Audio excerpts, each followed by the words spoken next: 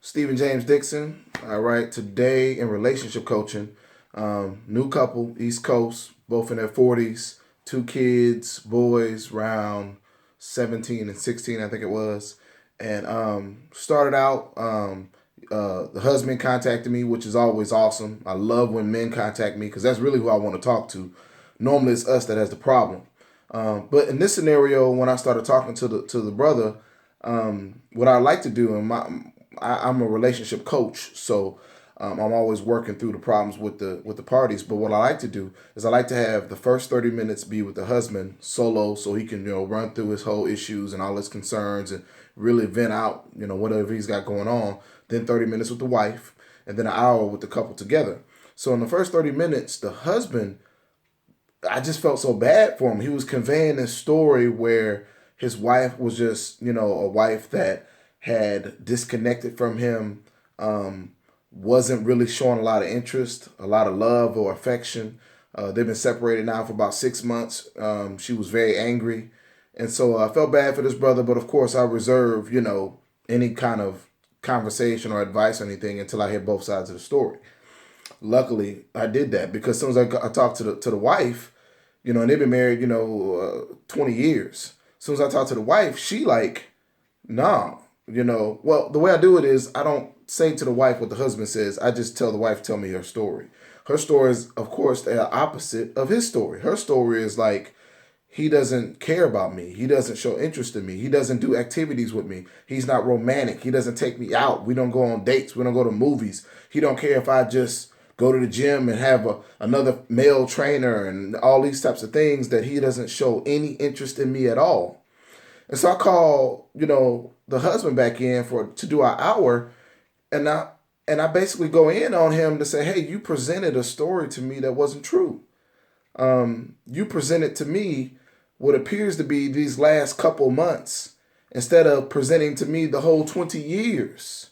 And I said, your wife presented to me the 19 years and 6 months, and you presented like the last 6 months. And he agreed that that was what he presented. And he was trying to live in the now and try to move past the things he had done wrong in the past. And of course, he had things that he was unhappy about too over the 19 years. And she had things that she was unhappy about. And I just stopped it. I said, look, we can't, I don't do the thing with, keep score, counting who did what, when, where, how. I don't do all that, right? My principle is that all relationships, all marriages are either successful or they fail based solely on the leadership of the man. Again, principle. All relationships, all marriages, either successful or they fail based solely on the leadership of the man. So I said to the man right then and there, if it's a tie, I'm going to blame the man. Straight up. That's just, if it's a tie, man, stand up, be responsible. You the leader of the household. You the coach, you the captain, you the boss, you the man, be the man. So with being the man comes that responsibility. So I said to this brother, I said, hey man, you got to take responsibility for a lack of leadership over these 20 years. And I know how he would take that. Some men don't take that well. Some men are offended by that. I don't care. That's what I believe. That's what I think God intended it for it to be that way. Luckily, this guy said, I accept that. I accept that I didn't love her. I didn't provide the type of love that she needed. I wasn't really there. I was kind of disengaged, and I really didn't know how to love her.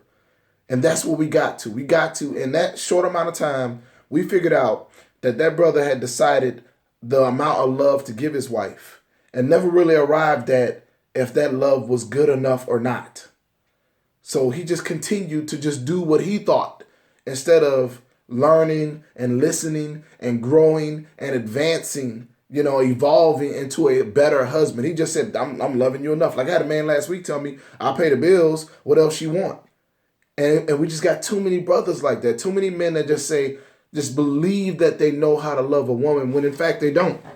Even when the woman tell them that you're not loving me correctly, we still have a lot of men that don't know how to do it. So that was today. I'm gonna save that marriage, no doubt about it. When I got the man, ready to take responsibility and move forward, I'm gonna save that. That's not a big deal for me. This is what I do all day long. I'm so excited. Another marriage, man. I'm gonna get saved because Wife was upset. She vented a lot, and I just talked that brother through accepting responsibility, not arguing, not trying to make excuses, trying to stand up. And I just let him know that the more responsibility he takes for the entire marriage, instead of us going back and forth and saying, you did this, you did that, I did this, who did that, we got a man who's saying, hey, I'm responsible for this marriage, and I'm going to do some things differently if you give me the opportunity to grow and be better. So right now we're in the process of the wife trying to digest that, and trying to start fresh, start new. And I do believe you can start fresh and start new,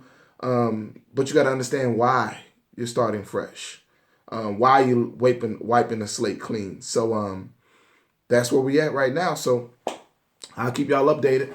Appreciate y'all checking out the video. Share it with your friends. Divorce is not an option. StephenJamesDixon.com. Stephen J. Dixon on Twitter. Stephen J. Dixon on Instagram. Make sure you go get that book, Men Don't Heal, We Hoe. Holla at y'all tomorrow. Hopefully. Try to do these every day.